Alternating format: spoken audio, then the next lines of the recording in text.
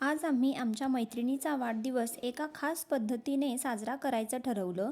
तर चला तुम्हाला आमच्या या सुंदर प्रवासात घेऊन जातो. सर्वात आधी आम्ही सांगलीच्या गणपती मंदिरात जाऊन बाप्पांचे दर्शन घेतले. त्यानंतर आम्ही माई घाटाकडे निघालो. तिथे जाताना सुंदर निसर्गाचा आनंद घेतला आणि मग दत्तांचे दर्शन घेतले. मनाला खूप शांत आणि प्रसन्न वाटले. दर्शन झाल्यानंतर घाटावर थोडा वेळ फिरलो. खूप सुंदर फोटो आणि व्हिडिओ शूट केले. इतक्यात पावसानेही हजेरी लावली. पावसातला तो निसर्ग आणि आमची मज्जा खरंच अविस्मरणीय क्षण होता. पावसातच आम्ही गरमागरम भुट्टे खाल्ले. त्या वातावरणात भुट्ट्यांची चव काही वेगळीच होती. त्यानंतर आम्ही एका कॅफेमध्ये गेलो. तिथे मस्त पिझ्झा खाल्ला आणि त्यानंतर केक कटिंग केला.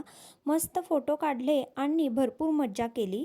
त्यानंतर आम्ही एका हॉटेलमध्ये गेलो आणि सगळ्यांच्या आवडीचे पदार्थ ऑर्डर करून मस्त जेवलो. हा दिवस आमच्या कायम लक्षात राहील.